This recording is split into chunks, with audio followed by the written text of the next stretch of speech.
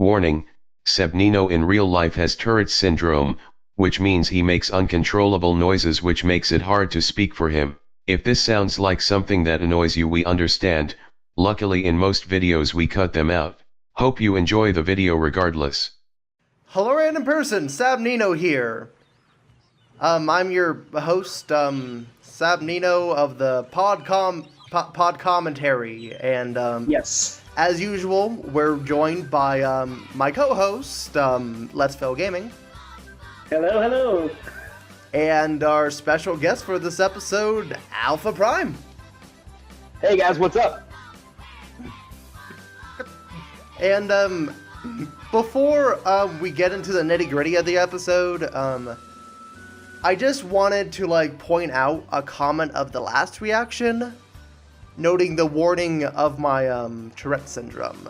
The reason why I put that recording up is just in case people want, I guess, just a typical casual podcast without any annoying interruptions.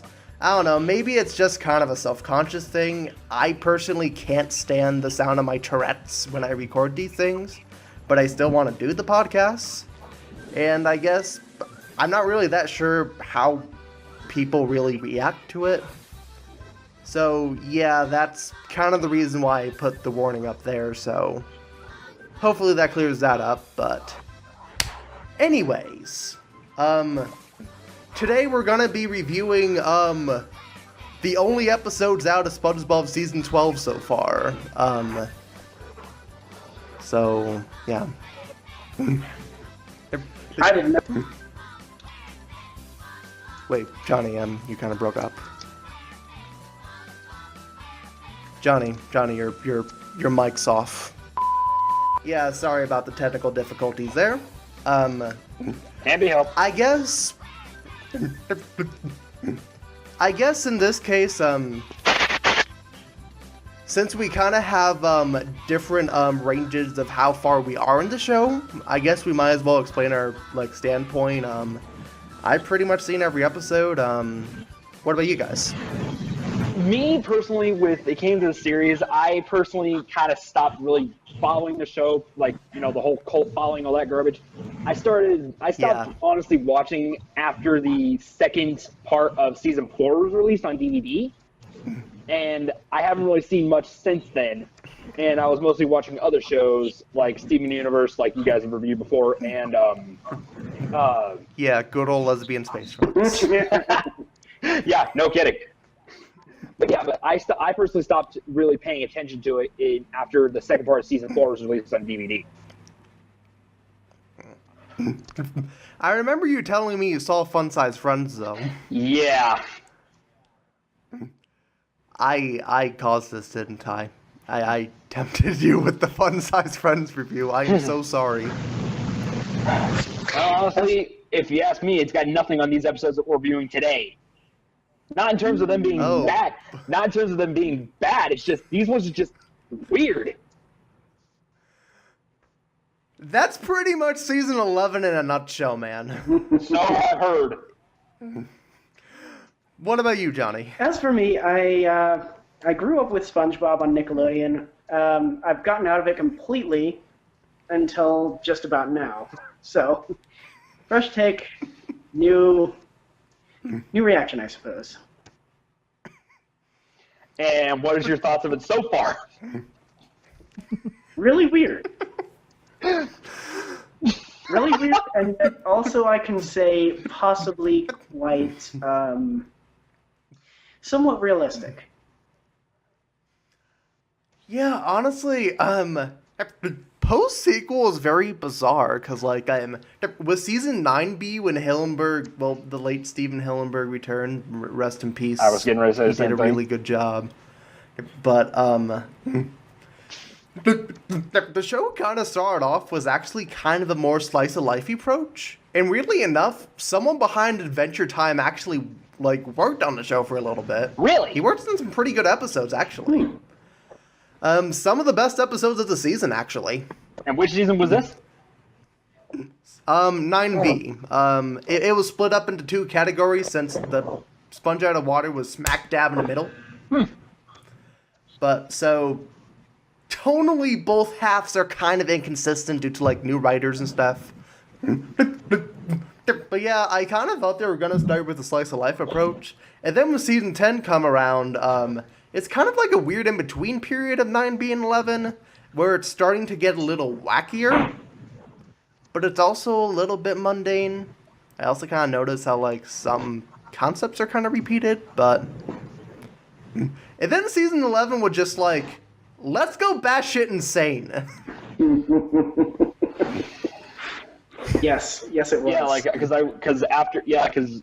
Sab, after I saw your review of Ink Lemonade, which honestly, now looking at that episode, honestly, I think Funside's, like you said, I honestly think Funside's Friend was worse in terms of quality, story, and then just in general, what the hell is going on?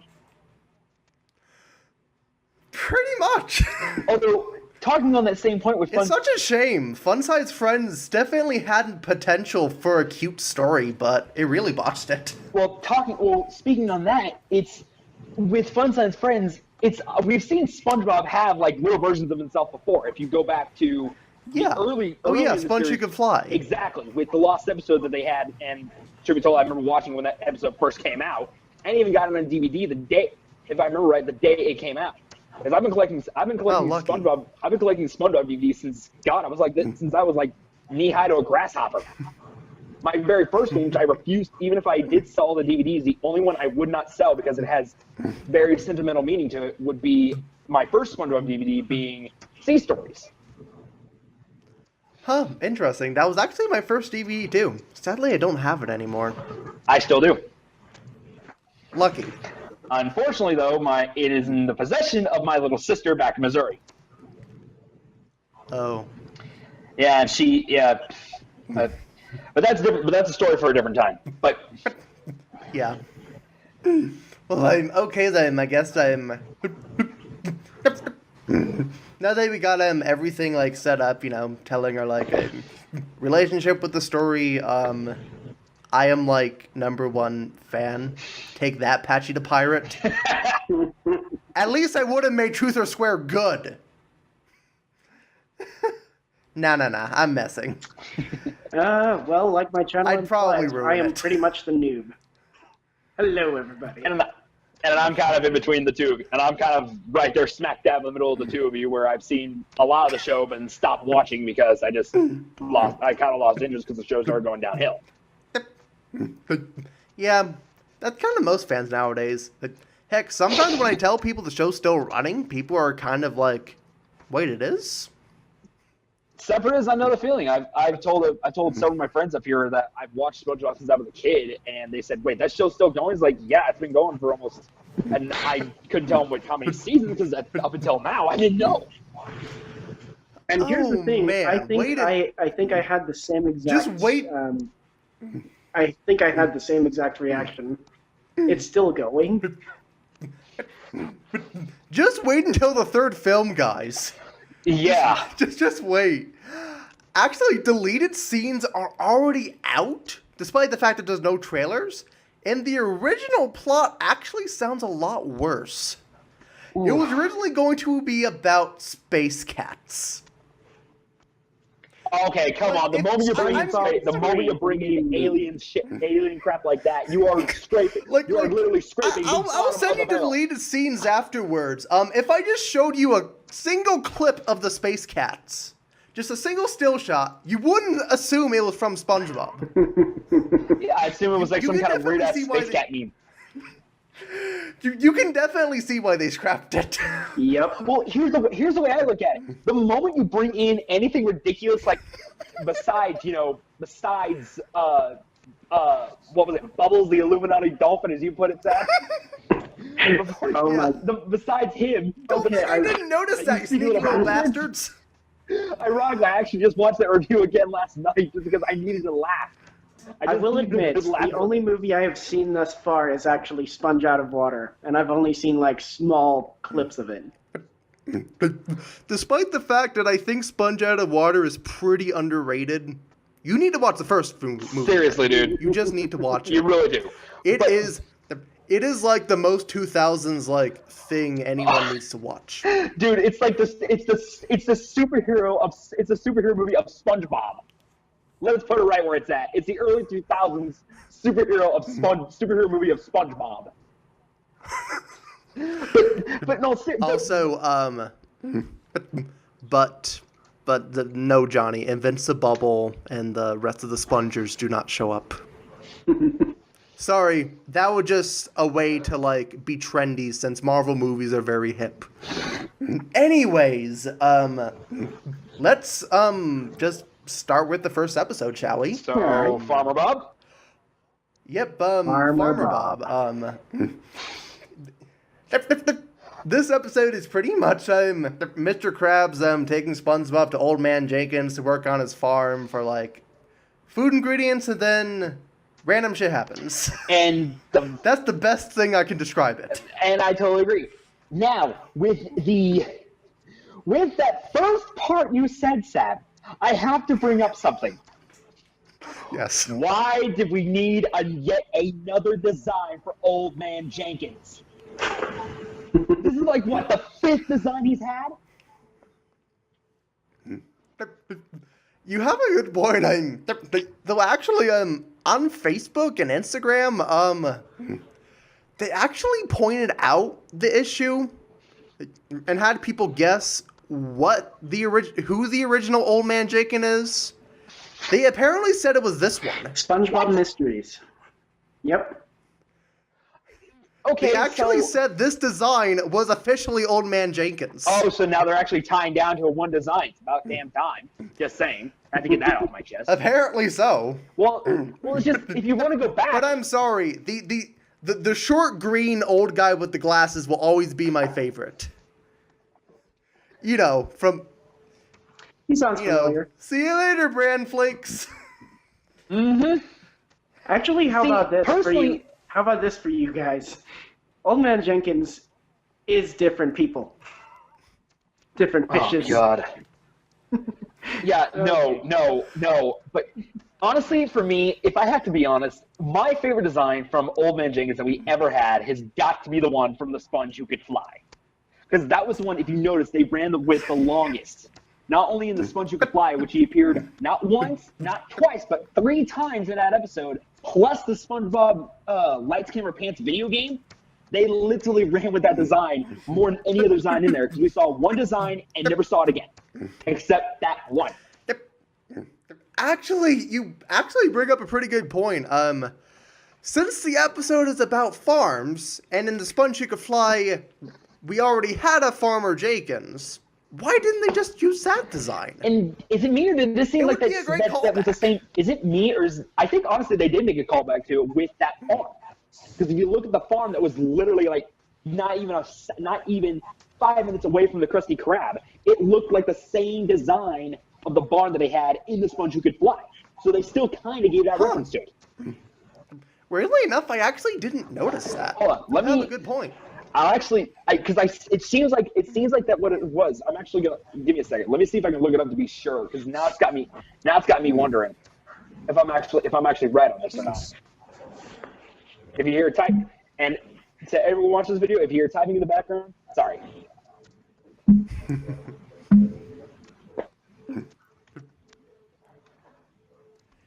I knew no good comes from city folks and their flying machines. Now get! You better do what he says. He knows how to grow food.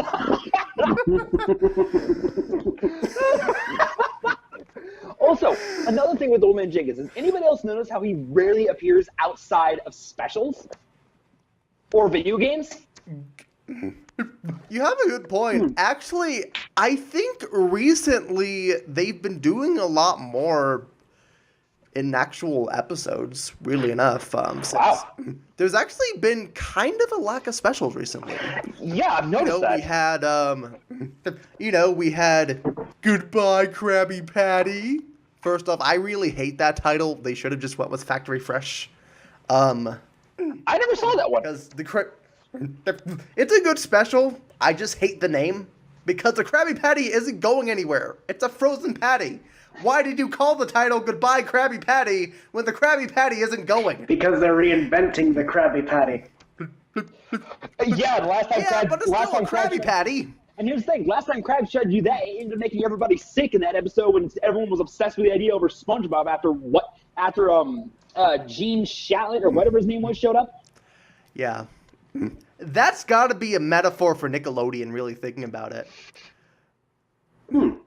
I have a huge feeling we are going to see a shit ton of merchandise because it's currently the 20th anniversary. I'm calling it now.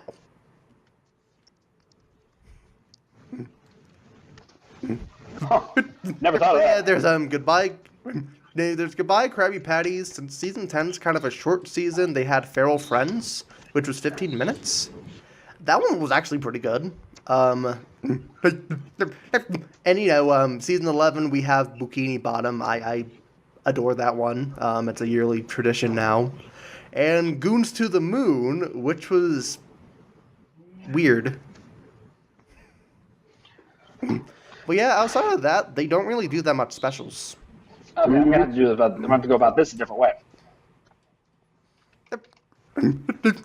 Hey, it's okay. You don't have to pull up the image right now. Oh, I'm just trying to figure it out because the only image I'm finding is the one from Farmer Bob. It looks like. Yeah, I think it's the same. Yeah, it looks like it's the one from Farmer Bob, the one that I'm finding. Oh wait! Yeah. I just found it. Oh, nice. They're literally right. Literally, I clicked on this image that it showed from Farmer Bob, and it's got literally right next to it.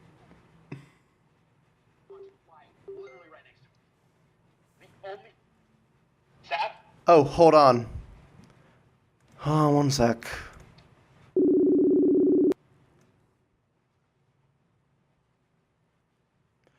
Okay, sorry about that. It accidentally opened on my phone. Oops. Yeah. But anyway, I guess,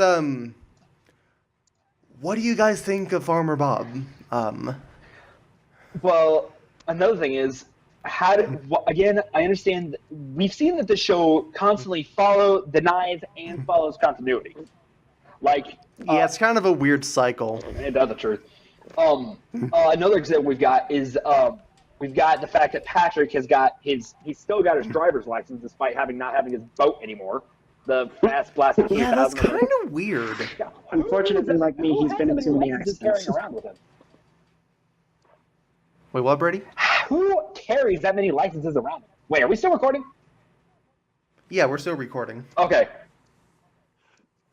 It's just he's got so many different licenses, but I would have to say though, definitely the funniest one had to be the marriage license. Yes, Patrick is literally Mr. Steal Your Girl. Mr. Steal Your Girl. Yes. Yes. Maybe that's where the star Also, comes from. the fishing license was actually pretty funny too, because it kind of implies that Patrick could be a cannibal. Yeah, I noticed that too. Well, if you stop to think about it, it almost seems like everybody in Bikini Bottom may be a cannibal with the Krabby Patty thing. Actually, Hillenberg actually stated that the Krabby Patties actually don't contain meat. Really? Yeah, that's apparently all we know about the Krabby Patty formula. Okay, so we can definitely get out And in terms of the whole Neptune powder rumor, yeah, that's not the case in any way. They're not putting cocaine in the patties, people. Second that, Pat. Says the one who watches Matt Pat.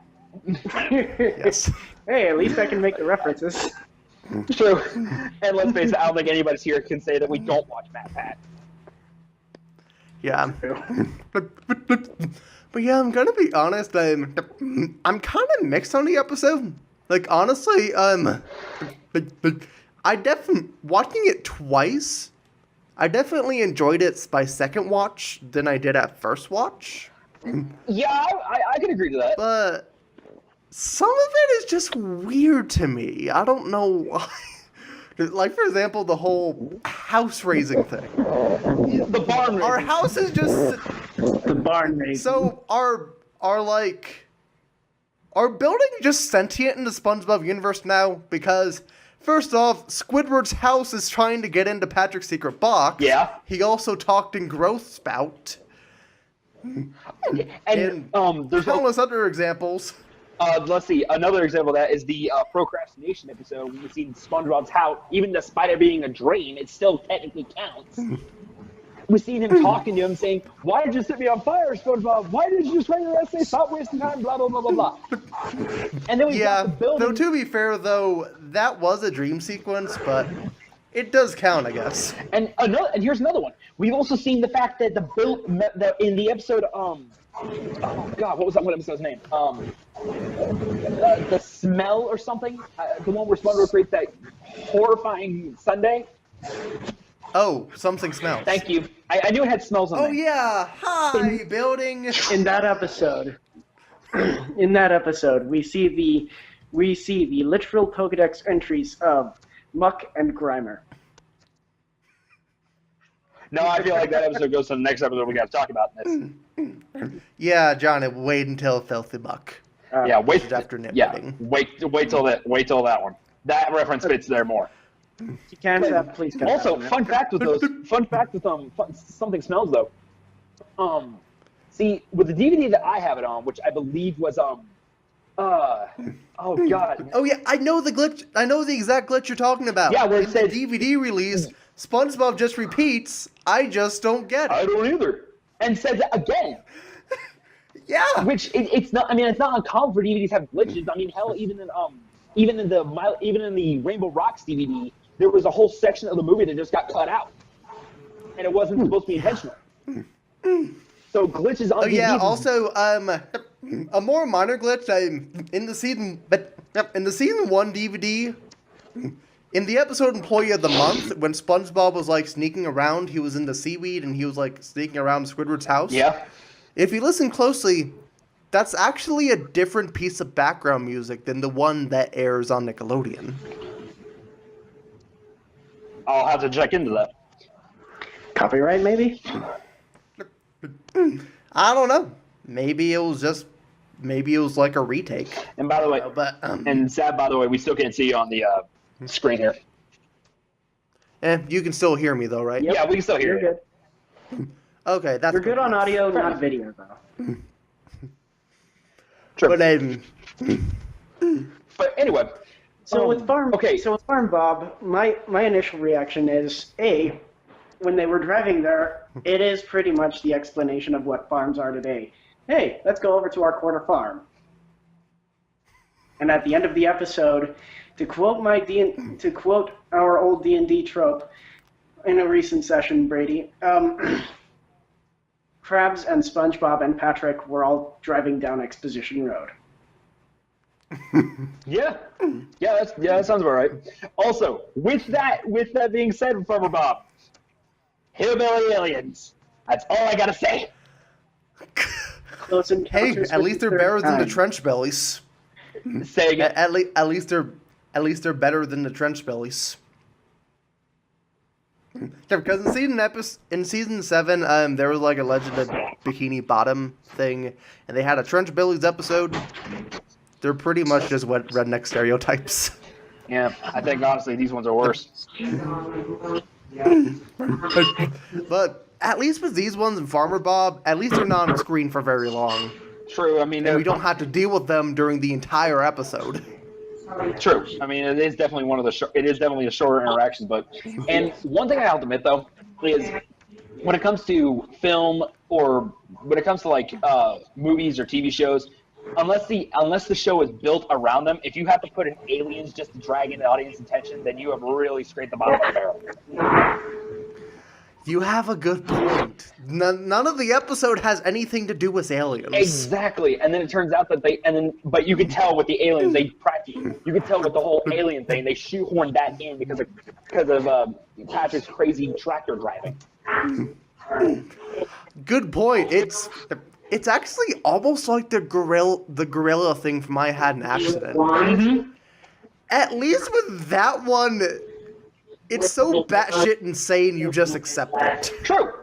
Definitely true. I will definitely have to give you that one. How filthy the stairs are. Alright.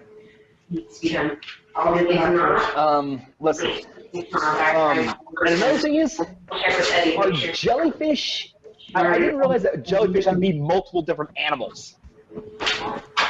That confused the shit out of me.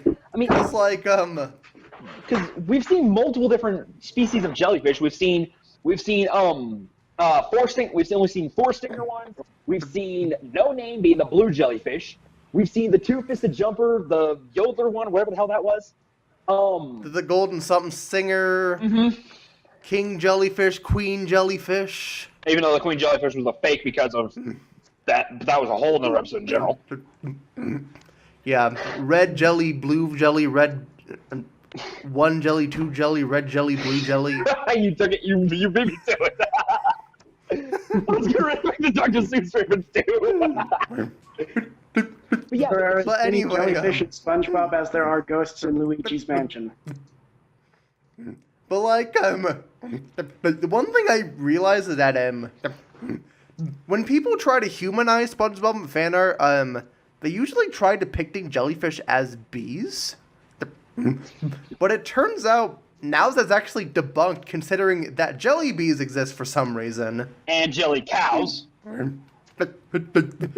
Actually, now that I think about it, in Married to Money, there was a scene where Plankton was trying to get Mr. Krabs with a bunch of sea bears, but SpongeBob just had them leave due to jellyfish honey. So maybe they were trying to tie to that. I don't know. I could see it. And again, we come up with that whole thing instead, with the whole jellyfish honey thing. We also bring up yet another example why they are breaking continuity. What was the only way to get rid of a sea bear? Oh yeah, the sea bear circle. Yeah, seriously, they're breaking continuity again. Damn it! Get your references right, damn it. Jesus Christ. Jesus Christ. Anyway. I get what you're trying to do. I love what you're trying to do. You're trying to, like, cater to us fans who watch your show for so long. But keep it consistent. Please. Seriously. Yeah, I agree. But honestly, my opinion of And believe it or not, this is usually an issue when they have antagonists return. Or one they've had in the series for far too damn long. But, like, another thing I'd like to mention, how, like, how the Jelly Cow scene, apparently, SpongeBob doesn't, like, know how to, like, milk a jellyfish cow thing, whatever the fuck that is. Yet in Jellyfish Jam, he was able to milk a jellyfish. Yeah! He can milk a jellyfish, but he can't milk a jelly cow? They're different species. I'll be honest, when I saw that, I honestly thought it was two jellyfishes stuck to each other.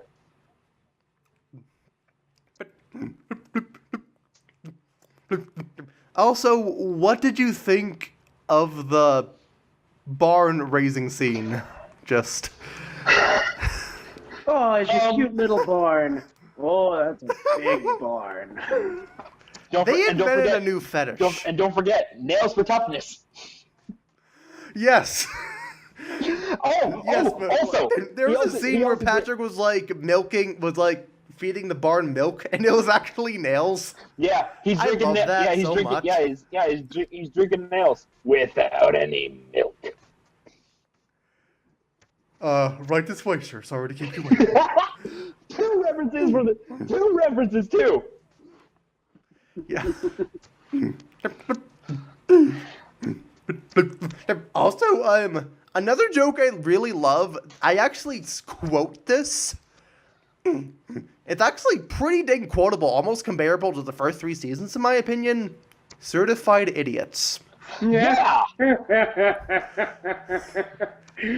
And it's certified face. Not to mention, they have the style faces from Midlife Crustacean. Oh, yeah! Yeah. I didn't even realize that. Okay, so my opinion on on this episode, honestly, just weird. Also, also a farm near the Krusty Krab. Why should I be surprised at this point with that?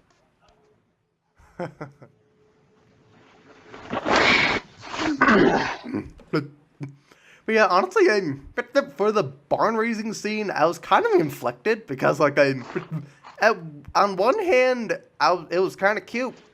It was like, I like how they're kind of bringing back SpongeBob's motherly side from Rockabye Bayvel, but at the same time, I'm kind of weirded out because where did the barn come from? Why is this here? Oh, am I the only one that's picturing right now that one scene from Rockabye Bayvel where it's got that couple walking with their kid, and then starfish, sponge equals clam. Yeah. Except this time, scratch out the clam, replace it with It's a barn. barn. Someone Photoshop that, please. Oh, wait. I actually own Photoshop. I can do that. But yeah, but Sab, I I want to see think that. we're just beating you to the punch.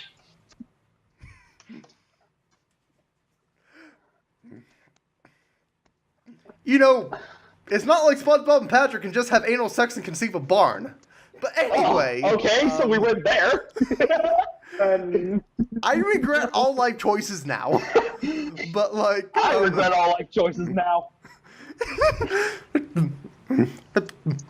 And also, at the end of the episode, first off, for some reason, I just loved, like, the joke where, like, the hillbilly aliens were just like, well, we'd love to stay, but we're gonna destroy the universe! And they're just okay with it! Yeah! They're like, goodbye, invade safely, we're all gonna die, but who gives a shit? If they invade safely, it would be more of like a conquering rather than destroying. Now that I really think about it, it'd probably be like Planktopolis with a mixture of trench bellies, probably. Just a mild guess. Honestly, I could see that happening. I could see that happening. I also love how when SpongeBob was just telling Mr. Krabs about all the weird shit that happened. Yeah. He just kind of brushed it off like, oh, you must be hallucinating, boyo. But Farm alien stories in a nutshell. Despite all the weird shit we did in season 11, boy, this is where I draw the line. No shit. I married a literal thing of money that was plankton. But this is where I draw the line, boyo. I am sorry. I can only handle so much bullshit. Amen to that.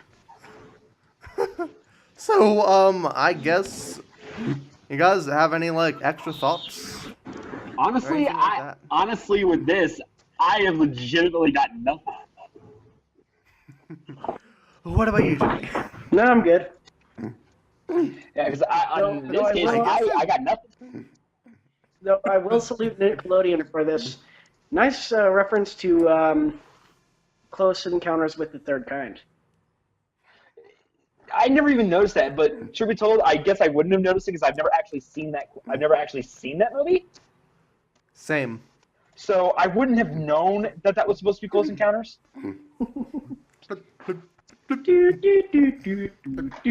I guess if you guys had to rate it between good, average, and awful,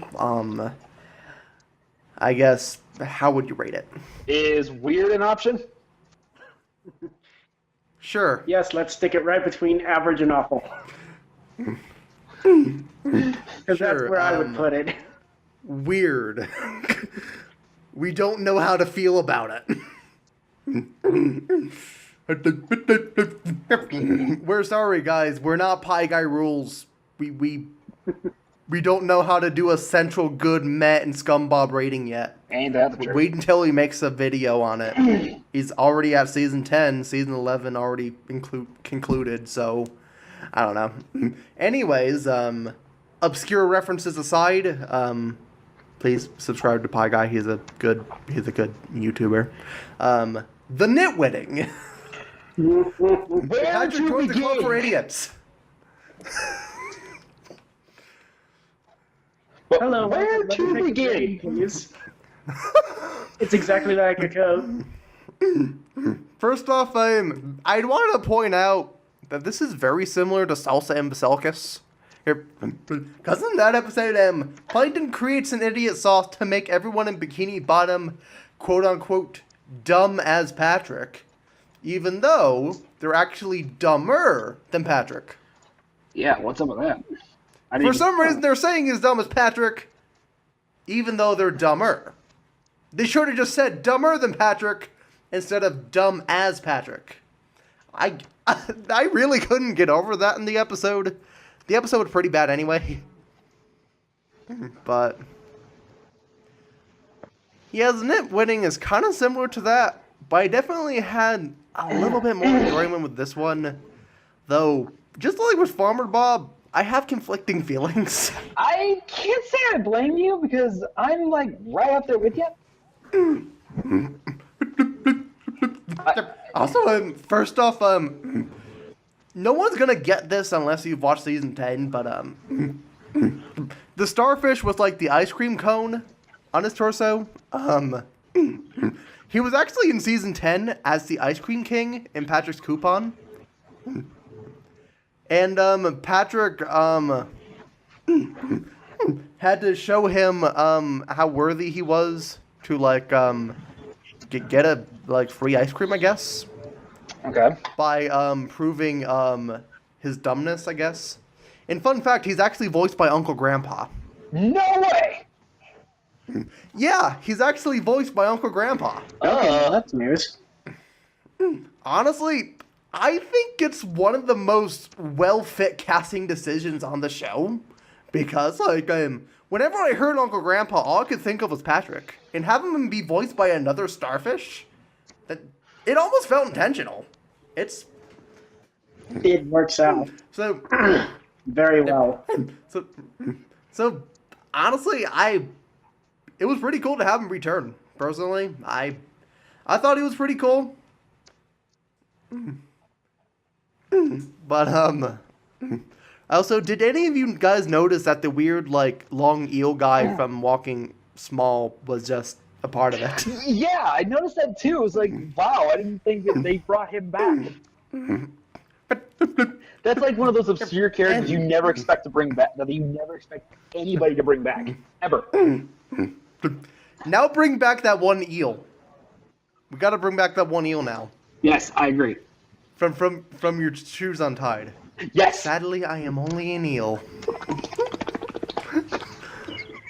I did my best to try to imitate that flicking sound that she did. Oh yeah, the flip. Something like that, I guess. So, thoughts on the episode? It was pretty funny, in my honest opinion. Weird, but honestly, funny. I gotta admit, I thought it was pretty. Honestly, I would agree with Johnny. I thought it was kind of fun. I thought it was funny, but definitely weird. Definitely on the weirder side of this. Yeah. Yeah, to be fair though, there is definitely some like pretty noticeable funny lines. And also, there's some pretty good Easter eggs too. Like for example, when SpongeBob was dumb and he was just sitting on the couch, look closely and you'll see Doodle Bob as a graffiti thing. Same with Squidward smells good.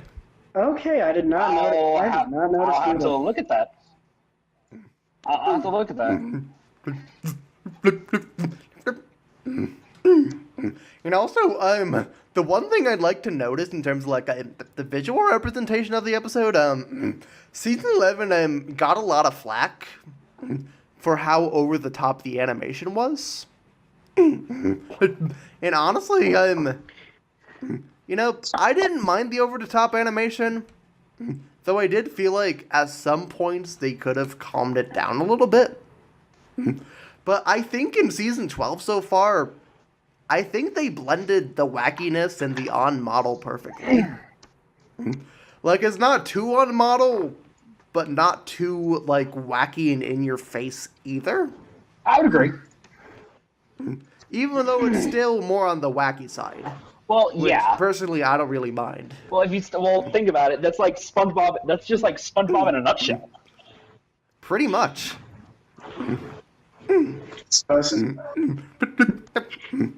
Also, I just want to point out, like, a weird inconsistency with the episode. They got rid of their brains, right? They got rid of their brains. Yeah. But despite that, SpongeBob still had common sense for a good majority of the episode. Yeah. Really think about that. His brainstem didn't die yet. That's the root of his common sense. Yeah, Yeah.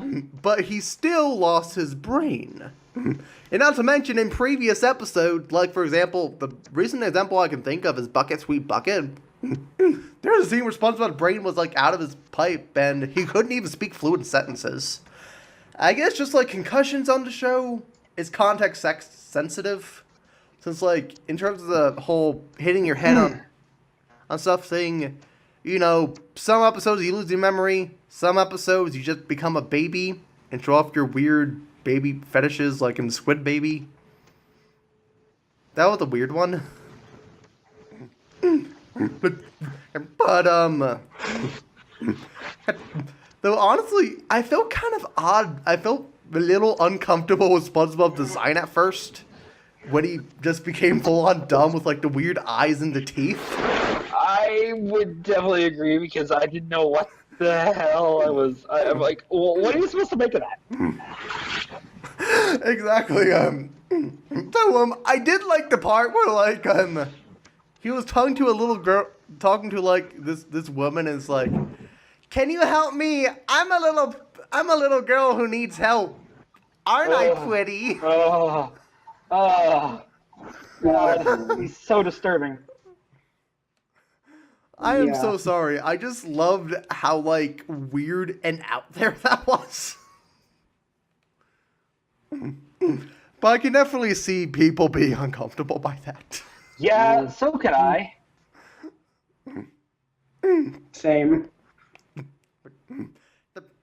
Also, it turns out, in order to, like, help SpongeBob, like, get back into his mental state, apparently all he really needs to say is, I'm ready.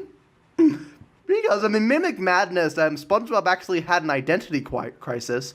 First off, I'd highly recommend Mimic Madness. It's one of the best episodes of post-sequel. All right, so send me a link to that. After the chat. But, like, anyways, there was, like, a scene where it's like, you okay, Brady? Yeah, I'm good. I'm just doing something. Anyway, there was a scene where, like, the characters were trying to imitate SpongeBob, since SpongeBob was imitating everyone else, causing the identity crisis. And all they needed to do was just shout, I'm ready, and then SpongeBob is just back to normal. Yeah, it's like, and I'm sitting here thinking, what the hell is up with that?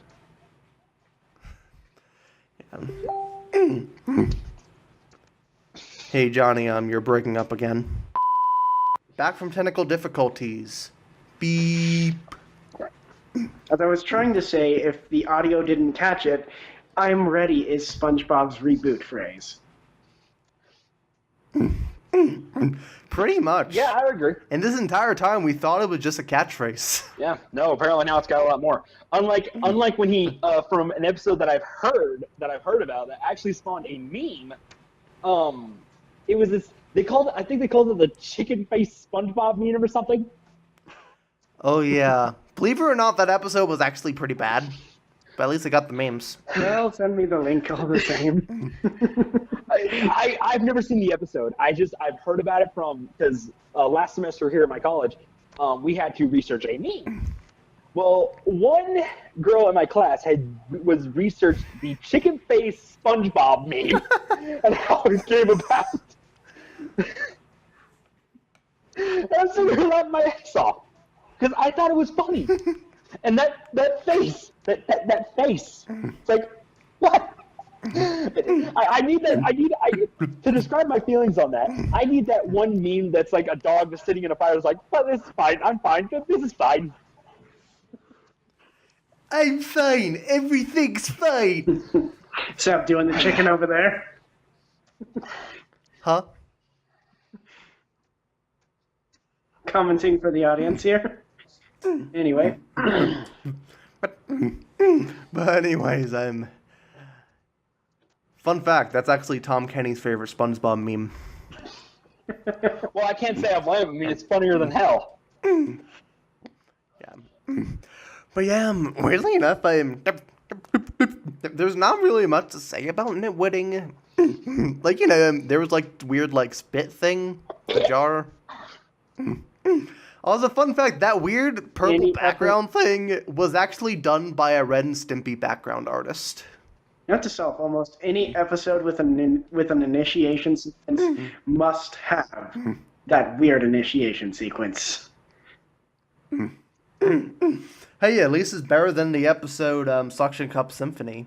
In that episode, Squidward was held against his will, getting his tongue stung by a jellyfish. Ouch. This was in season 6. I don't think I saw that episode. Good. Then again, honestly, the only episode I could think of that where Squidward was putting together a symphony was the one episode when Patrick and SpongeBob were doing some stupid crap out in we're doing some stupid garbage outside. He wrote down everything he heard and ended up winning this contest or some shit. Oh yeah, Suction Cup Symphony. Is that what that is? Yeah, that was the name of the episode. Oh, okay, so I lied. I guess I have seen it. Whoops. And I thought it had a pretty interesting premise. It definitely had some interesting adult jokes in it, like the health insurance thing, but... It was definitely a weird one. Yeah. Honestly, other than the other things I really mentioned, I don't really have much to say about the episode. What about you guys? No, am I the one that finds it odd that SpongeBob was willingly going into garbage after the Battle for Bikini Bottom episode? Good point. I thought that was a little odd. He willingly dove practically swan dive into garbage. And that's not even taking account filthy money. Yeah, to be point, SpongeBob getting into garbage is like a weird inconsistency, I guess. You think? Because he usually hides in a trash can for emergency sake, like in The Bully, where he's considering changing his name to Bob Pants Sponge Square. Yeah, grow a beard and shave it off and live happily ever after. Yep. So, any additional thoughts? Not really. What about you, Johnny? Gonna apply to a very old fandom here, but at least the initiation sequence wasn't at least it wasn't a bucket. Yes. True. Steven Universe references. Is it though? Well, I haven't seen that. I don't remember seeing that episode, but anyway, so Okay, I guess let's go to the next one. The Ballad of Filthy Muck. This one's definitely got some mixed signals from fans. Some people really like it, while other people really don't. and there's people like me and Johnny down here that just think, what the hell is this? Hello, That's gonna be half of this review, just being like, what the hell is this? That's been me practically this whole damn review. Go off the Pokemon Pokedex here. Grimer and Muck in a nutshell. Yeah. See, that worked. See, Johnny, that reference worked. Filthy Muck and Little Yuck for Pokemon. Filthy Muck and Little Yuck for Smash. Yes. Actually, believe it or not, Smash Bros. Actually considered both SpongeBob and Goku to be in Smash. But Nickelodeon apparently turned it down because violence and stuff. Yeah, I actually heard that. Yeah, and thing is, it was also by that logic, Sab. It sounds like it was basically what happened with the My Little Pony fighting game that was out for a while called Fighting is Magic, and they actually Hasbro actually issued a cease and desist for that. Not because it was just a fan made game, but it wasn't because of that. It was because it was starting to make money, and when they found out what it was, they issued a cease and desist for it because they don't want that kind of violence associated with the MLP community, well, fan base. Yeah, that makes sense. So, I guess you guys just thought Filthy Monk was just weird. Well, I do have another question. How did SpongeBob not even know that Filthy Muck wasn't actually Patrick? How did he not realize? Valid point. Very valid point. For God's sake, if he was Patrick, he would have at least said something. Mm-hmm. Yeah, good point. I guess to his defense, when he started getting all weird and gross, he did mumble a little bit. Well, that was really it. And also, am I the one that But is to be calling... fair, though, in this case, it's kind of like if SpongeBob was just carrying Barry around. That one bear from Skill Crane. Yeah. But also, am I the one that finds it that I am immediately calling bullshit on the whole getting clean like that in sequence in that episode? good point. He literally just thrown it all. Come on, no. He even said in the Battle for Bikini Bottom episode, after he got a dumpster dropped on him, which no person should ever be able to survive that, let alone get out from underneath it. Only 20 baths a day. Yeah. Dry clean his uvula. Disinfect his eyeballs. Hey, I guess continuity can be completely thrown out the window when you're doing a quick gag. Mm-hmm. Yeah, continuity flows by. Yeah, continuity comes by. No, you're not welcome here. It's kind of like the Secret Box with them, the whole origin story between SpongeBob and Patrick, with how they met as infants.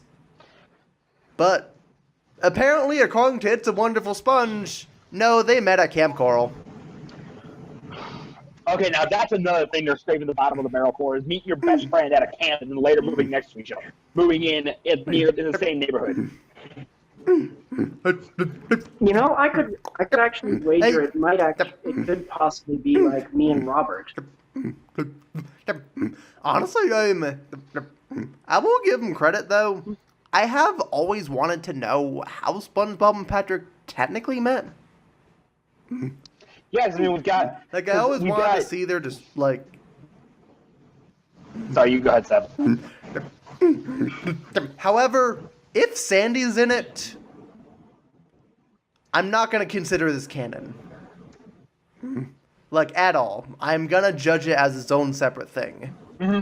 Heck, considering they already have a new art style and pretty much a whole new team behind it, there's been rumors that Hillenburg was involved, but I don't really know. I know he's not working on it now. For he just obvious started reasons. production on animation. Yeah, for obvious reasons he's not working on it now. May that man rest in peace. Yeah. Rest in peace, Hindenburg. Right during the 20th anniversary, too. I know, right? But either way, depressing. But anyways, also, what did you guys think of the weird song? That one song they did. Filthy Muck. If I'm being honest, I didn't really think it was that good. So. As a kind of country cliche. I thought it was a decent song. I could definitely tell there was some effort put into it. But it's definitely not SpongeBob's best song material. Definitely not. Honestly, it's got to be one of the least memorable songs out of the whole series. Try Atlantis Scorpantus. Friends is best song. Oh, you mean the fun song? Yes, the Friends song. It's fun. Oh, you fun. uncultured swine. I am sorry. Yes. Get it right, Johnny. You're missing the point of the acronym. The acronym was meant to be stuck in your head. S is for friends who do stuff together. U is for you and me. N is for anywhere, that anytime at all, down here in the deep blue sea. Exactly. Sab, if I was there, I'd give you a high five right now. That is as most common knowledge as who lives in a pineapple under the sea. Seriously. This is common knowledge of the show. You need to understand, man. Okay, I'm starting to think this is less of a podcast and just roasting Let's Go Gaming down there. Yes. At least this will be interesting. Yes. True. I am getting schooled in both games and now it's SpongeBob. No, not just SpongeBob, but podcasts, dude. Yes, I am getting schooled in podcasts. Johnny, you're fired. You're fired. No! Nah, Don't fire me! I'm kidding. I'm kidding. You're still a great co-host. Hey, you have an opening? But anyways, like with the song, honestly, I honestly felt like it was lackluster, and it was honestly lacking in just about everything you could possibly think of. It was actually a rather pathetic and short-lived song that is not going to be remembered even after years end, even after like 10 years. But songs like obviously the fun song, yes, and the campfire song, Rip Pants. Technically best day ever. Song. Yeah, best day ever. Still stuck in my head to this very day. Rip Pants. Honestly, the Throw All Your Dreams Down the Well song is kind of a mixed bag. Yeah, Gary I like Come that. Home. That's one, yeah. But the point is, Wait a minute. Sweet Victory. Sweet Victory. Yes. We need to have that for the Super Bowl. Yes. I agree. Absolutely. Please, God, and also, But, the voice talking is on the Super Bowl, please, anybody from the Rams team, please bench Tom Brady's ass. I hate the Patriots. Yeah, I'm sorry, but for this Super Bowl, I'm more rooting for the Rams. Get up. Also, should I mention that one scene in like Filthy Muck was like the whole they allow pets scenes? Keep that in the bedroom, you two. That's what I gotta say. Keep that in the bedroom. Jesus Christ. Also, not sure if this. I wouldn't be surprised if that ended up like top 10 scenes Top 10 of cringiest scenes of jokes in SpongeBob. cartoons that aren't for kids. Top 10 cringiest scenes in all of SpongeBob. Well, actually, SpongeBob did twerk in Stuck on the Roof. Again, cringy. And But I feel like Rockabye Bye Valve is going to be. I feel like Rockabye Bye Valve is going to take at least half those spots.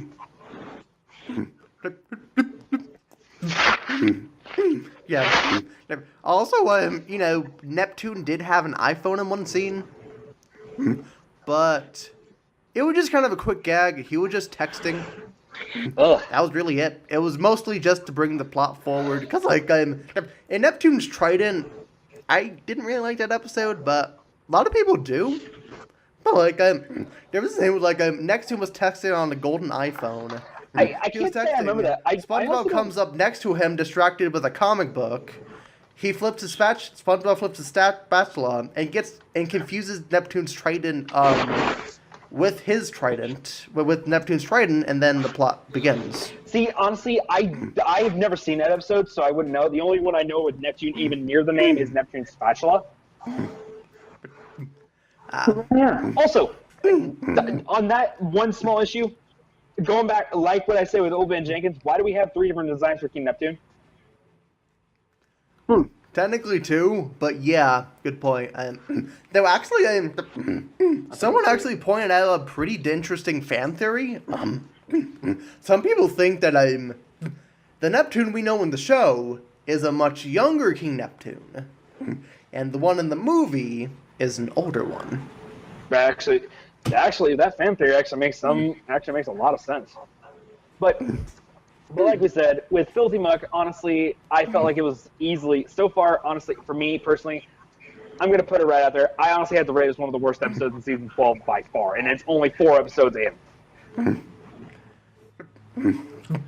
And that makes sense. I actually kind of have the opposite opinion. I thought it was good. You know, definitely not. It's definitely not the best episode of SpongeBob in the world. You know, it's definitely not going to make any top 10 list anytime soon. Not even top 30. It would make a top 50. It's a stretch for top 100. I thought it was had some decent funny lines. You know, some scenes. The gross out wasn't too disgusting. You know, I can at least watch it. True. I can at least tolerate it. Be grateful it wasn't animated in season 6. Just be grateful it wasn't animated in season 6. Ugh. Imagine how gruesome that must be in that era. I'm just glad they didn't give an up close detail shot like they have in the past, like with in Rockabye Bye Bye with Patrick being so freaking fat. Yeah, good point. The worst we really got was just a weird SpongeBob face when his like face was like covered in like stuff when he's starting to become Little Yuck. That was really the worst we got. Yeah. And that can be forgotten about real easily. Oh yeah. Yeah, true. So, what are your thoughts on it, Johnny? It was an alright episode. Kind of hit with the cliches. Also, again, how does SpongeBob not know Filthy Muck is not Patrick? And yeah, one of the last things I'll point out, it's an out-of-series reference, but I'm not sure if SpongeBob was trying to make a reference to Dragon Ball, but Old Man Jenkins didn't have a nose. Hence why he kept saying, "I'm not scared of it." Krillin didn't have a nose. He fought someone as filthy Filthy Muck. I've never seen Dragon Ball, so I don't. And I refuse to watch Dragon Ball to this very day. Okay, so random reference for you internet fans. It's kind of interesting how we all have like very different opinions on it. You know, I think it's good. You think it's Alphaprime. You think it's awful. Well, let's Phil Gaming over here think it's just mediocre. It's just meh. Yeah, by that was just pretty much balanced between all 3 of us. It's just like a balanced episode in general. One person thinks it's good, one person thinks it's bad, one person right in the middle thinks it's mediocre. So boom, we got the whole trifecta. We don't need we don't have any unpopular opinions, guys. See? We're relatable. We're all even. Totally relatable. Anyway. Opinion lives matter. Wow! Just go right there, Sab. All right, so the Krusty Slammer. I'm gonna say this now. Love it. Thought it was a great episode. I thought it was actually kind of funny. I agree, actually. Not to mention, probably the best episode out of the bomb. Like, out of, like, the whole Sunday Sponge Day thing. Yeah, I would agree. The whole 4 episodes. Yeah, I would definitely agree. Out of all 4 episodes, this has got to be for me at least, this has got to be by far the best episode we've gotten so far. So it kind of gives me a little bit of hope for season 12. If I want to, I'm going to need to go through and watch every episode from season 5 onward. Hey, oh, come on. SpongeBob has no continuity. You can just watch any given episode. True. But the truth be told, keep in mind, I'm talking to a guy who's still going through the My Little Pony series. Hey, I've watched every single episode despite the lack of continuity. And ever since then, I just kind of kept that title. Fair enough. But honestly, some of the plots of season 12 actually look pretty promising. Like, for example, Gary and Spot, where it's just like a story between Gary and Plankton's pet amoeba Spot. Plankton's pet actually returns now. He got introduced in season 9. Honestly, I'd highly recommend Plankton's Pet. It is a really adorable episode. And I really loved the character of Spot, and I was like, after the episode was like done with, I was like, why don't we see more of him? And I was like, oh cool, we have more of him. And not to mention, it's not like a Sparky the fairy dog from the Fairly Odd Parents or anything, you know. He's not like a recurring character, luckily. He's just kind of a character in the background. Thank God. I'm sorry, I'm gonna put this out there. I'm gonna put this out there. With going off topic here from the SpongeBob thing, Fairly Odd Parents for me started going downhill when they introduced Poof. Then it went further downhill when they introduced Sparky, and now it just completely hit rock mother flipping bottom when they introduced Chloe. Thank God that series is finally freaking over. Because Butch I agree. Butch Harmon left last year at this time frame. Actually, he left back in January 2017. Honestly, I kind of stuck around when Poof was around. First off, I was a kid. Don't really remember much of the episodes back then. But out of what I remembered, it didn't seem that bad. But Sparky, I just didn't like him. He just kind of seemed like a duplicate Cosmo. And not to mention, he doesn't show up again in Season 10. And Chloe's where I drew the line. I just could not stand Chloe. But not for the issues that most people would assume. Most people don't like her because she's a Mary Sue. I don't like her because she's flat out obnoxious. Amen! See, the Mary Sue I would agree to. Half of her lines are screaming... Half of her lines are screaming, being overly positive. Like, I love over-positive characters, but there's got to be a limit with those things. For God's sake, look, I've already got enough. And unrelated to Chloe, over positivity. Personally, me, I've got enough over positivity dealing with Pinkie Pie from My Little Pony. And unlike Chloe, I like Pinkie Pie. Yes. And honestly, I'm not even relating to Chloe. I just really hate the tween animation. I just really do. It just didn't fit the show. Just be grateful SpongeBob still does hand-drawn animation. Thank God. Outside of It's a Wonderful Sponge. That's good. Yeah, thank God. Also, on Twitter, I randomly came across Vincent Waller. He was asked, would the show ever resort to Flash? And he actually replied, not on my watch. Which makes me really happy. That makes me happy too, because we've seen again going back to the My Little Pony example. We've seen what the Flash animation does to that show. For God's sake, it's given characters more legs than they needed, had cutie marks misplaced, and even created a character that was not meant to be a character at all, and it pissed off soccer moms, and they came back and just pissed them off even further by introducing that messed up character as a full-on character, aka Derpy.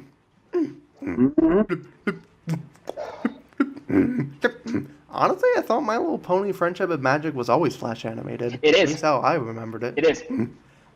It's because of them being Flash animated that they always have, like, there's one scene, because I remember seeing this in a review from Josh Scorcher on YouTube. I remember seeing him, and he was doing a review of the episode Over a Barrel. I forget which season. And he pointed out the fact that Flash animations have literally it gave Daring Do an extra hoof, made one character a freaking Cyclops, misplaced Miss Cheerilee's cutie mark. How do you misplace 3 Flashes? And finally created what was not meant to happen, and later into becoming a fan favorite character, all completely by accident. And like I said, that created character was Derpy. Wow. Yeah, and Hasbro whoever the hell was creating that, literally, they was picking up soccer moms, and just to piss them off even further, they turned her into a full-on character, and she was one of the main focal points in episode 100, Slice of Life. Well, to be fair though, they actually censored her in Canada. But anyway, back to the Krusty Slammer. So, like you said, I know you said you guys thought it was good. I agree.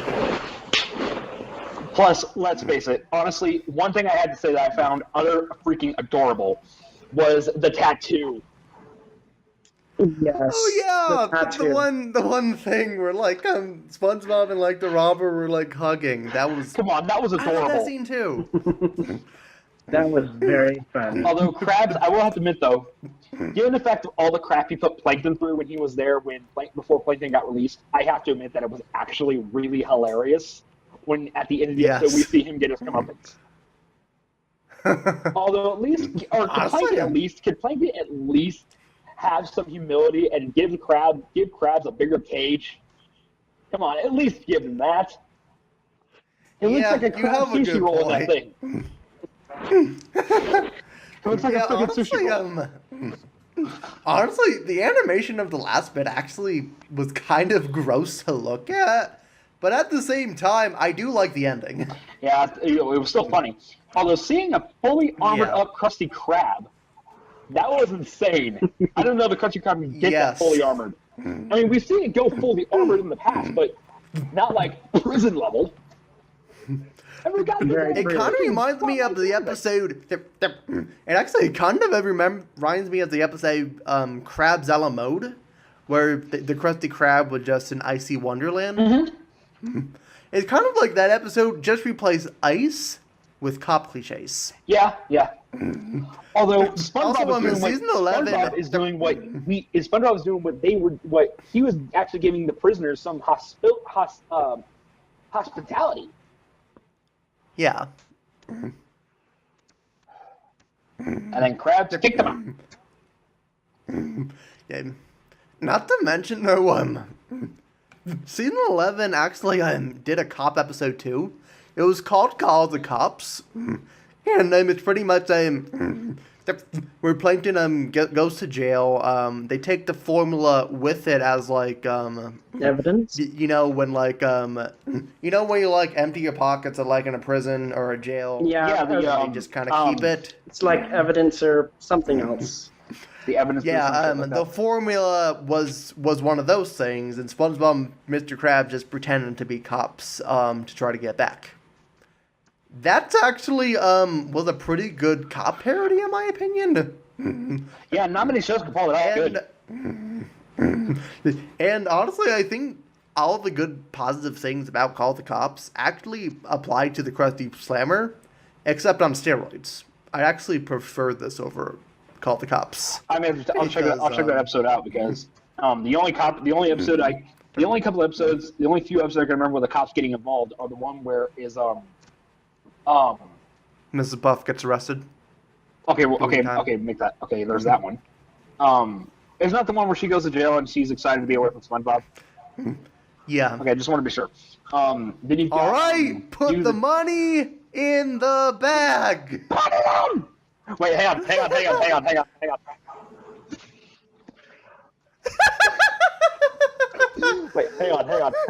I can do this better. All right, give me the money. Here he goes. All right. You guys won't see this, but he literally has a bag over his head. Yep. It's a beanie. Like a thing over his head and He's got a beanie over his head and a bag. Brady. I'm sorry, we still with the bag up. I kind of wish they were able to see that part. Yeah, I am so sorry. This is an audio thing. Hey, it doesn't mean it's still not funnier than hell. Yes. But anyway, like another one was, I think it was Do the Time. It was like Do the Time. One where they were going through. Oh yeah, if Ireland. you can't do the time, don't Do the crime. Wait. Okay, time's up. Now get out. But get out. we stole a balloon. Stole a balloon. Yeah. On free balloon day. But all right, which one of you flatfoot stole my lollipop?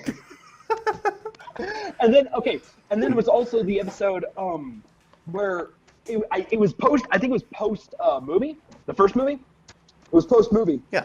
And Plankton had disguised himself as one of the cops' mustache. And he was trying to start a band. Oh yeah, that one. I almost drew a blank there, but yes. Well, okay, SpongeBob thought that he was trying to start a band. He was just in to get the formula. Yeah, that was a really good one too. Yeah, but those are really the only cop episodes I remember. But with this one, I thought it was good. And like I said, cop episodes are not easy to pull off with some series. Like honestly, for example, a series I think they wouldn't actually make cops work, and I know that the series is never coming back. But honestly, Danny Phantom. I don't remember seeing a cop episode in this series. But it's probably because Butch Hartman probably knew that he couldn't pull it off. Huh. I vaguely remembered that. Honestly, I really need to binge watch Danny Phantom. I heard really good things about it. I got the whole series for Christmas. I know the characters. I know what it's about, but yes. Whole series for Christmas. My sister got it for my birthday. For Christmas. I actually saw that exact DVD set at Walmart the other day. Yeah, it's actually my sister got it. Danny Phantom, the complete series. Great. And then but honestly, I think one of the other kind of cooler scenes was when SpongeBob was doing the mail call, and he literally just took a bunch of mail and just went tornado style on that thing. Yep. That was hilarious. Yes, I love that. It actually reminds me of the snowball attack scene in Snowball Effect. Just as letters. Mm-hmm. Yeah. Like when Scooter got turned into a snowman. All it's missing is a badass slow motion shot. And it would have been perfect. Yeah, instead of some hyper realistic characters. But then talking on the characters, I love how we see two returning characters only as background characters, but it's still funny to see them. Yeah. The Tattletale Strangler and the chocolate bar bag salesman. Actually, one I did notice in the Krusty Sponge, there was actually this fat guy who was like he was very casual. He had this one guy. He was like, "Hey, if I order some kelp fries, would you share them with me?" And then the guy was just like, "Do I know you?" Not many people remember this guy, but he was there, and he was one of the prisoners. Which kind of shocked me because in the episode he sounded like just a very over-talkative, like, nice guy. But, okay, now there's one thing I gotta address with these background characters. Why is the Tattletale Strangler not trying to strangle SpongeBob? And also, how long has this guy been in jail? Maybe at this point he's just gotten over his grudge and is accepting, probably no, I can't do it. He's been arrested since season 3. He's been arrested through the entire show. Let's see, season 3, that was like, God, he's been in jail for almost 10 years. I think he's been in jail for like 10 years, for over 10 years. Hang on, when did episode? I don't know, maybe like a wild estimate, I don't know, maybe like 15. I think it came out in 2004, the episode. I'm on it. So roughly the same age as the SpongeBob movie. I'm checking it out because that's got me for that long. Thinking about that made me curious, so I will find out. Let's see. That was the episode. But like Alphaprime, did you know that in like current kid regulations, you're no longer allowed to have threatening characters because people are very oversensitive about that sort of thing? No kidding. The biggest example I can think of is Sharks versus Pods. I love that episode, but there's like a mislead where like the sharks were like, they were like, hey, join us for a dance battle, join us for a battle or something. Join us for a battle. We have Gary. Join us if you want him back. And there was like stakes. What was the name of that episode? It was a dance craze. And what was the name of that episode with what was the name of that episode with the Tattletale Strangler again? Oh, SpongeBob Meets the Strangler. Oh. Very specific title. I hear this. But nowadays SpongeBob is like the only real threats they can have with villains is that they either make him kind of comedic or they make him mislead. By the way, to answer to answer my question, yes, to confirm yes, it actually was aired. It was aired on October 11th, 2004. He's been in jail for almost 15 years. Actually, Wow. dang. Oh yeah, fun almost 15 fact. years. Yeah, I think at that point also it's enough to another trigger fun him. fact though, the episode actually came out on DVD first. Really? Outside of the movie, I mean, like, and instead of premiering on the show first, it actually premiered on DVD. Interesting. Very. Though actually in season 5, that was also the same case with the episode Lipig Switch, also was and Goo Goo Gas 2. And those were out like between 2007 and 8, and it took them season 9 to premiere them, and they didn't even announce it. They just kind of forgot the episodes existed. Like, I remember watching it in the Ultimate SpongeBob Sponge Bash in 2009 during the 10th anniversary. I was like, oh cool, these episodes premiered. Wow. They just kind of premiered. Well, so, final verdict on this. We agree? We all agree? Krusty Slammer? Bing! Krusty Slammer is it's excellent. I give it a 2 thumbs up. It is really great. I'm Definitely the best out of the season so far. I would say Plankton got the worst of it there. Also, I just love Plankton's psychotic face when he's like and yet inside be SpongeBob's imprisoned. holes. Never to have it in his grasp. Yeah, but and I agree, Johnny. But Sab, with you, I would agree that the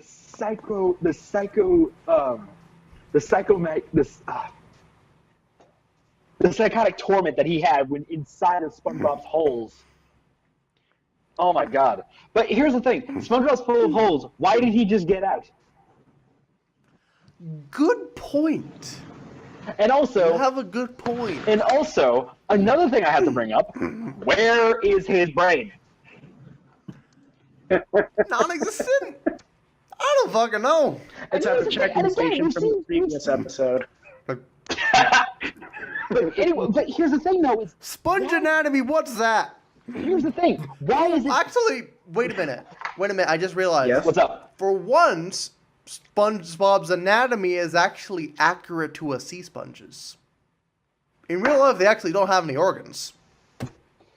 But it's still contradicting continuity. If you want to get technical, it's technically the second time if you count the episode Plankton, when he actually goes inside SpongeBob again and takes over his Actually, brain. SpongeBob's anatomy is very inconsistent, you know, like sometimes he's made out of spongy material, sometimes he has bones, sometimes he's an invertebrate, sometimes he has brains, sometimes he doesn't, sometimes he has flesh. Welcome to SpongeBob, the show that is consistently inconsistent. Yes, but That's probably the best way to explain it, yeah. I guess any like further thoughts on the episode? Like I don't have any further thoughts on any of the episodes. what about you, Johnny? No more thoughts. Okay then, I guess what did you guys think of the Bachelor episodes as a whole, or like how would you rate them on a top 4? For me, it would be Krusty Slammer.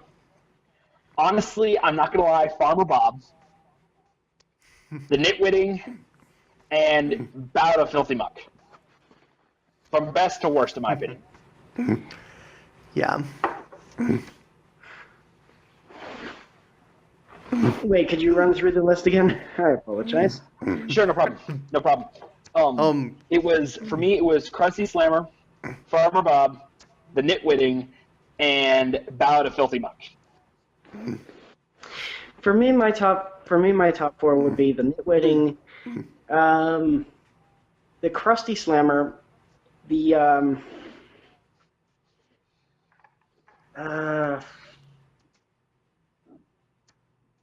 I'd say Filthy Yuck after that, and then the last one. Farmer Bob. Farmer Bob. What do you say? I guess for mine, well, obviously Krusty Slammer. That's number one. Johnny, you have a very unpopular opinion. We hate you for that because you're different. Oh, pull yourself together. Number two, actually kind of an unpopular opinion because this was very split. Bow to Filthy Muck. Number three, oh, wait a minute, actually, never mind, Farmer Bob, number three. And, at number four, I'd have to say the Nitwitting because, honestly, I guess out of all the plots, that one just didn't really stick out that much. I only put it in. By the time I get to number, when I get to number Oh, wait a three, minute, actually, change that, I guess, this is a very complicated list, I guess. Actually, I'm gonna switch Farmer Bob with the Nitwitting, I guess, because So the same list as me. I'm very split on Farmer Bob. Yeah, it seems to me like a lot of these episodes are going to be a lot of like split opinions between all of us. If you ever want me back, of course. Yeah. Heck, we pretty much have quite the unpopular opinions on the Nitwitting. A lot of people in the community actually hate that one. Like I said, when I got to three, after I got it past two, it was honestly the worst ones in my opinion from that point on. So honestly, the Nitwitting and Bow to Filthy Muck were the worst ones. In my opinion, the worst ones. But Krusty Slammer and Farmer Bob were, in my opinion, probably the best episodes in this bomb. Makes sense. So I guess we can all agree as a whole, these episodes were weird. Yes. That's my final verdict. I agree with that synopsis. These episodes were just plain weird. If I had to give the season as a whole, if I had to give like a rating on the on the season so far, just by these 4 episodes, I'd probably give it a weird out of 10. I agree to that verdict. Agreed. And I guess me and Johnny actually did this for the Steven Universe review. I guess do you guys have any predictions on like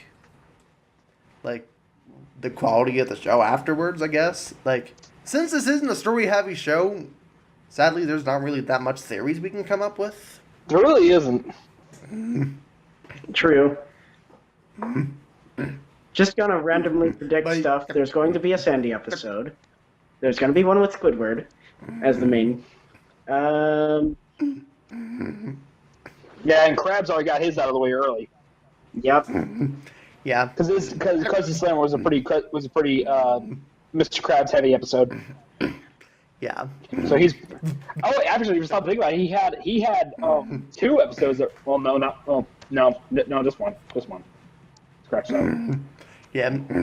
But I guess how do you think the season 12 would the quality of the rest of the episodes would be? Does the season look promising by the rest of the episodes so far, or? I feel like it's going to be because given the fact that we don't, as we've stated several times throughout this whole thing, given the fact that Hellenberg is no longer with us now, I feel like that this is going to be a promising season. Given the fact it doesn't really have his direction to go with, I feel like that whoever is in charge now has now gotten to the point where they can actually have a competent director. They can have a competent director after losing Hellenberg twice. This time permanently. Actually, this time, believe it or not, all 4 of these episodes actually had Hellenberg's involvement. Really? Yeah, some episodes that haven't aired yet still had Hellenberg's involvement. Okay, well, I guess we'll just have to wait and see. So I think the later half of season 12 will probably have will be like the lack of Hillenburg. Like if you notice in the credits, you'll notice an executive producer, Steven Hillenburg. Yeah, I saw that. And I think the moment when that goes away, that will be the beginning of the new era. Also, Farmer Bob is the only episode to air during Hillenburg in season 12, with Hillenburg still being alive. So technically, the Nitwitting was the first episode to air after his passing. Wow. Yeah, but I feel like it's gonna. I honestly feel like they're gonna try to keep it the way that Steven Hillenburg wanted it. After he passed away, I feel like it's gonna be like a Ruby thing since Monty Oum passed away after season 2. When Monty Oum passed away after season 2 of Ruby, they have literally not had his guidance, his direction since then, and they've been running it on their own. And personally, unlike with these episodes, some people think the later seasons of Ruby are good. Some think they're awful after losing Monty Oum and thought the first 2 volumes were the best ones. Me personally, I'm on the side thinking it was better it's even better since it's been just as good since before he passed away. Yeah. Personally, I think the show is definitely in good hands, even without the creator, because like between the post movie era, it didn't really feel like the people actually gave a shit. I would agree. Like, they kind of like, they were kind of turning the show into something that it wasn't. Well, in this case, we had some old writers from the original episodes. We actually have some new people too. Heck, some people actually grew up with the show. So we definitely have that going for it. True. So I definitely have faith in the new team. I think Vincent Waller became on board. At least that's what I think. I could be wrong on this. I don't know. I guess we're just gonna see what happens. Yep. I know they're doing a 20th anniversary special. That'll be cool. Though I think it's like a TV movie. They said it was like a combination between live action. And it's like SpongeBob and Patrick tore the surface while the rest of the Bikini Bottomites try setting up a party for SpongeBob. And it's literally titled SpongeBob's Birthday. So already it definitely looks very promising, though my only issue is actually the deadline. When's the deadline? They said they were gonna start production this February. And if it is a TV movie, the due date is actually very fitting, though, despite how soon it is. May 1st, the premiere of the first episode. But at the same time, they only have 3 months to make this. Well, yeah, given and the we fact don't even know if it's 31st. Animated. Given the fact it's the 31st at the time of recording this, and we don't know when, and I don't know when it's going to get uploaded, but it's 31st of recording this. Yeah, they've got from until now, they've got 3 months to do it. Yep. Rushed production. And keep in mind, though, most episodes take 9 months, and we don't even know if it's actually animated. True. SpongeBob's in the plot, but they said it's live action. I highly doubt they'd waste CG on an episode, or maybe they will. I don't know. I know they're not doing Flash because Vincent Waller denied it. Yep. Maybe for that, maybe they may end up doing they may be doing what they did with the crap. My other guess is maybe it's incredibly cheesy and just having them in guys in costumes, and just have Tom Kenny and the gang dub them. Oh God. Maybe it's gonna do with the last what the last Halloween special did, and one of the Christmas specials. Maybe they're gonna do a claymation kind of thing. Motion? Yeah. Yeah, but I think those specials actually take longer, if I'm not mistaken. Well, if you stop and think about the time it takes to make one stop motion animation, I mean, hell, Wallace and Gromit back from the early 2000s, that movie had over 50 million, had over like 5 million frames. I think. Wow. I think. And not to mention, according to It's a Wonderful Sponge, CG only takes a year.